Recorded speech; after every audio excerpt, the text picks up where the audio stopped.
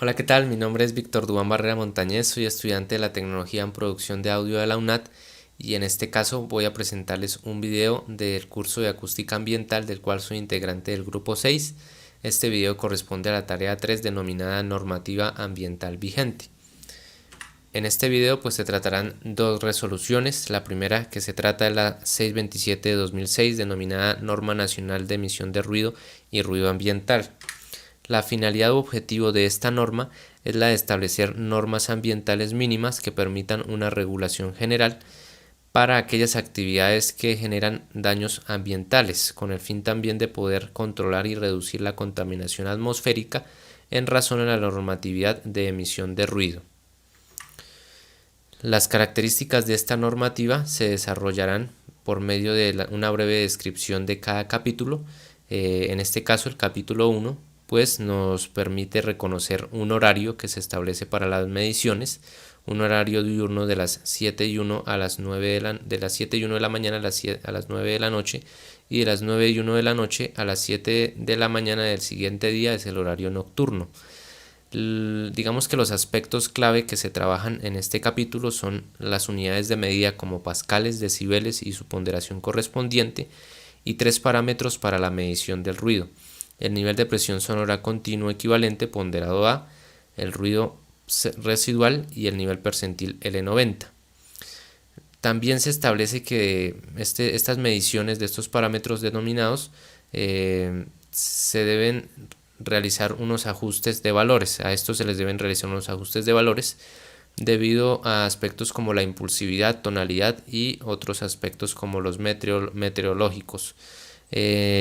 También se establece el mínimo de 15 minutos de captura de información relacionado con el concepto de intervalo unitario de tiempo de medida.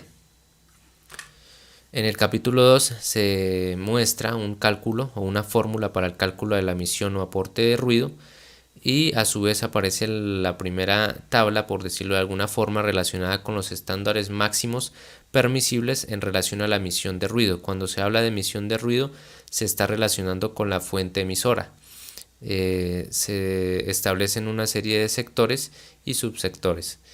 También en este capítulo se habla de prueba estática y dinámica para vehículos, automotores y motocicletas, donde se estipula la relación de trabajo con los centros diagnósticos automotores, que son los encargados de realizar las pruebas estáticas para los vehículos automotores y generar precisamente esas mediciones y esos cálculos para la toma de decisiones o generación de programas que estén en relación con el ruido. El ruido de aeronaves y ruido de aeropuertos es otro aspecto importante. En el caso del ruido de aeronaves se establece que los lineamientos que se van a utilizar son los que están establecidos por la Aeronáutica Civil, y el ruido de aeropuertos se establece que se tendrá como o se considerará como sector industrial a los aeropuertos. En el capítulo 3 nos aparece otra tabla. En este caso se establecen los estándares máximos permisibles, pero para ruido ambiental. Cuando se habla de ruido ambiental es aquel aspecto o normativa relacionada con los límites de presión sonora en cada sector, ya que, como es lógico, no puede ser el mismo límite de presión sonora en una zona residencial que en una zona industrial. Estas mediciones de ruido ambiental nos servirán más bien para la creación de mapas de ruido.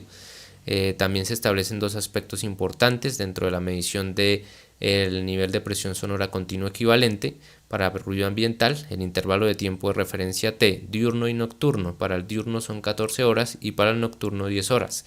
Luego se establece que para cada uno de estos, diurno y nocturno, en sus horas se va a manejar el intervalo unitario de tiempo de medida que mencionábamos anteriormente: 15 minutos mínimos de captura por cada hora. Y se establece también un aspecto importante en relación al parágrafo segundo, que nos menciona aquellos sectores y subsectores que digamos que están por encima de los niveles establecidos en la tabla, pero que tienen como característica que la causa del ruido son digamos que emisiones o fuentes naturales donde no hay intervención del ser humano. Entonces estas se establecen como el valor de ruidos naturales, por ejemplo el tema de las cascadas y los sonidos de animales. En el capítulo 4 ya es un tema o un apartado un poco más relacionado con el tema de equipamiento, donde se establece que los equipos a utilizar deben tener la capacidad de medición en ponderación A, que es la ponderación que se utiliza cuando se trata de medir el tema del ruido.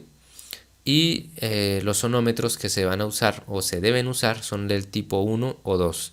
También estos deben contener filtros de tercio y de octava y se debe contar con un pistófono o calibrador, ya que la calibración es esencial antes de la medición, y también se debe tener en cuenta las especificaciones o recomendaciones de los fabricantes de cada uno de los equipos. Se habla también de una pantalla antiviento que se relaciona con los aspectos meteorológicos. Por ello también se recomienda que la medición del nivel de presión sonora continua equivalente sea en tiempo seco, y también se debe realizar la medición de velocidad del viento por medio de un anemómetro, ya que si la velocidad del viento está por encima de los 3 metros por segundo, pues se debe utilizar una pantalla antiviento que se relacione con el valor obtenido de dicha medición.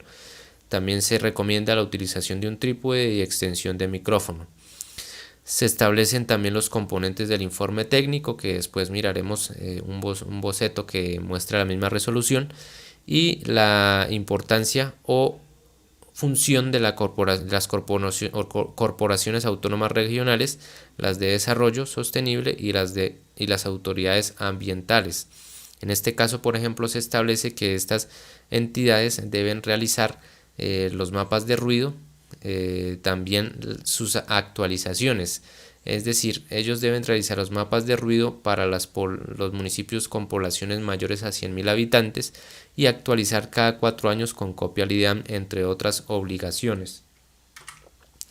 Los mapas de ruido deben ser realizados para un horario diurno y otro para horario nocturno. Se habla también de las precauciones de ubicación y aislamiento en las edificaciones. Por ejemplo, se habla que las alarmas en las edificaciones no deben exceder los 80 decibeles a 3 metros de la medición del foco máximo de emisión. Y se habla que las representaciones gráficas en relación al ruido ambiental deben ser o deben darse por medio de curvas isorruido, medidas a una altura de 4 metros respecto al nivel del piso. El capítulo 5 nos establece más claramente o más generalmente más bien las funciones de las corporaciones autónomas regionales, las de desarrollo sostenible, las autoridades ambientales, donde se encuentran las tareas o funciones como evaluación, control, seguimiento ambiental e imposición de sanciones por violación a las disposiciones ambientales. El capítulo 6 ya es un capítulo final que menciona que cada una de las normativas externas o resoluciones o regulaciones externas más bien que se tratan en la resolución presente también se interpretan como incorporadas dentro de dicha regulación. Se mencionan los anexos que a continuación tocaré por encima, y el papel de vigencia y derogación de la resolución en relación a la fecha de publicación de la misma. El anexo 1 pues trata de definiciones para poder comprender lo relacionado con la resolución. El segundo anexo trae los procedimientos o el procedimiento para la corrección de medidas, teniendo en cuenta el valor K para el ajuste de esas medidas en relación a impulsividad, tonalidad y aspectos meteorológicos, como había dicho anteriormente. El anexo 3 es un anexo muy procedimental donde se establecen o se muestran cómo se deben realizar los cálculos para emisión de ruido, ruido ambiente, número de puntos y tiempos de medición, también el tema de la ubicación de micrófonos y demás. El anexo 4 es el anexo que nos muestra un boceto precisamente de cómo se debe desarrollar el informe técnico de medición de ruidos, y en el anexo 5 se contemplan las convenciones de colores en relación a la clasificación de decibeles y de presión sonora. Luego ya pasamos a la resolución 8321 de 1983, que se denomina normas sobre protección y conservación de la audición, de la salud y el bienestar de las personas por causa de la producción y emisión de ruidos. Su finalidad objetivo es la de establecer una normatividad relacionada con la protección y conservación de la audición en razón a la producción y emisión de ruidos, debido a que esto se desarrollan problemáticas de salud y bienestar de las personas. El capítulo 1 entonces nos trae definiciones necesarias para la comprensión de la resolución, por ejemplo los términos de ruido impulsivo y ruido continuo, entendiendo grosso modo que el ruido continuo es aquella presión sonora constante durante un tiempo, y el ruido impulsivo pues es en el que se presentan variaciones de presión sonora bastante notables en un periodo de tiempo. El capítulo 2 nos presenta una tabla relacionada con el ruido ambiental por zonas, y también pues en este se puede evidenciar el horario de medición. En el capítulo 3 entonces ya se empieza a establecer la normatividad para la emisión de ruido o de fuentes emisoras en relación con zonas habitables y organización territorial, es decir, que aquí ya se muestran o se establecen, determinan las regulaciones o reglas de juego en relación a las fuentes emisoras y emisión de ruido. Por ejemplo, el artículo 25 deja en evidencia cómo se desarrollan estas reglas. Prohíbese la instalación y el funcionamiento de circos, ferias, juegos mecánicos, discotecas y otras actividades de diversión que emitan sonidos capaces de perturbar a los habitantes de las zonas próximas, especialmente si se trata de guarderías, escuelas, hospitales, clínicas, sanatorios y en general de establecimientos de los cuales existan personas bajo tratamiento o recuperación médica. Más o menos de esta forma se desarrollan todas las obligaciones que se establecen ahí. El capítulo 4 trata la normatividad dentro de la residencia y los lineamientos para el cumplimiento de los niveles máximos permisibles. Un aspecto bastante interesante es que, por ejemplo, en este capítulo se habla de el tema de la música dentro de las residencias, ¿no? Por ejemplo, nosotros como residentes o habitantes de una casa, pues debemos también cumplir con una serie de presión sonora, por ejemplo, cuando hacemos uso de equipos de sonido para escuchar música en nuestros hogares.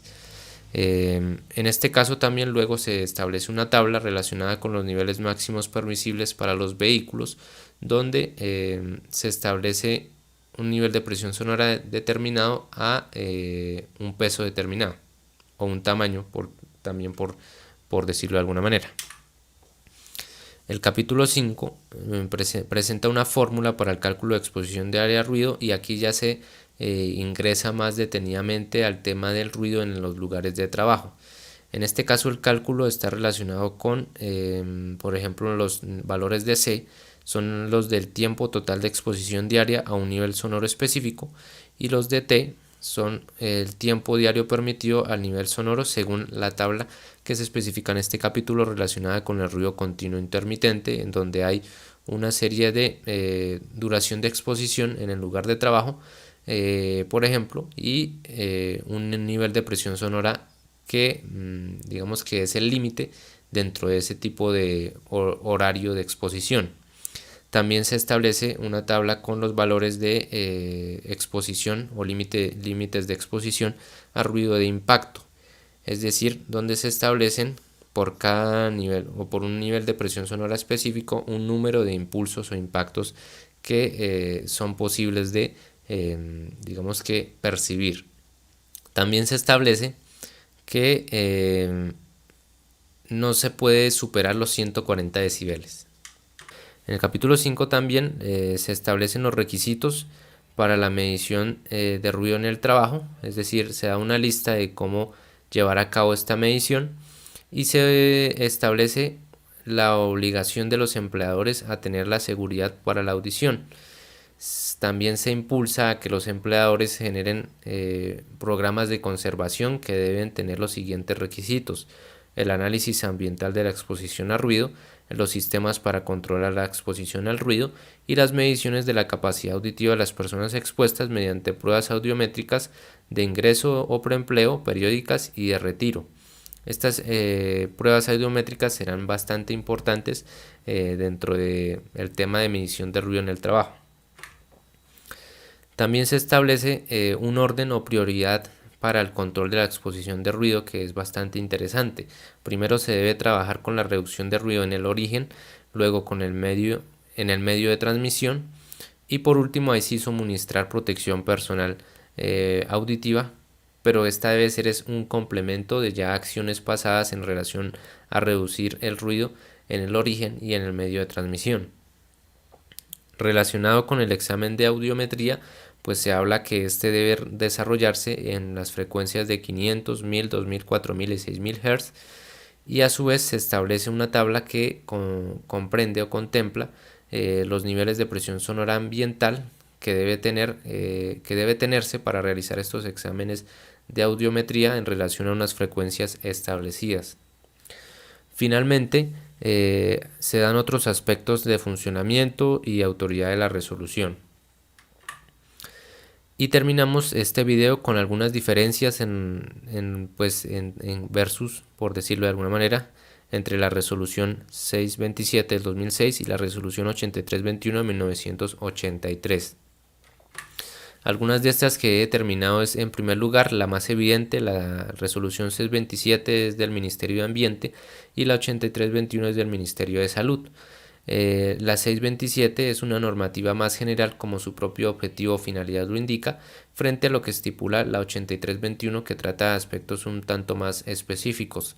La 627 determina la metodología de medición tanto para emisión de ruido como para ruido ambiente, y en la 8321 se dan algunas reglas de emisión de ruido específicas. En esto me quiero digamos que guiar en relación a que la 8321 determina aspectos como el tema de las residencias, el tema de construcción, el tema de el mismo ruido en el lugar de trabajo, que no lo contempla la 627 por ser un tanto más general, pero que a su vez la 627 estipula un poco más de manera extensa la metodología para medición de ruido en emisión de ruido y ruido ambiente. La 627 tiene una zonificación más específica. Si nos damos cuenta, la 8321 presenta zonificación general, que además está supeditada a lo que las autoridades locales estipulen como zonificación, mientras que la 627 ya estipula una sectorización o zonificación más específica, más clara. La 627 da lugar a acciones investigativas, ¿sí? Esto no quiere decir que la 8321 no lo haga, porque también las promueve por medio de la generación de programas de conservación, pero tiende a ser un poco más del establecimiento de reglas frente a la misión, ¿sí? Nuevamente relacionado con el tema de residencias, construcciones, organización territorial y el ruido en el trabajo. Algunas similitudes también. Se puede mencionar que ambas estipulan límites permisibles que además están bastante concordantes. Ambas generan obligaciones de cumplimiento frente al ruido y manejan el mismo horario. Finalmente, acá están las referencias que he utilizado para el desarrollo de esta actividad y muchas gracias.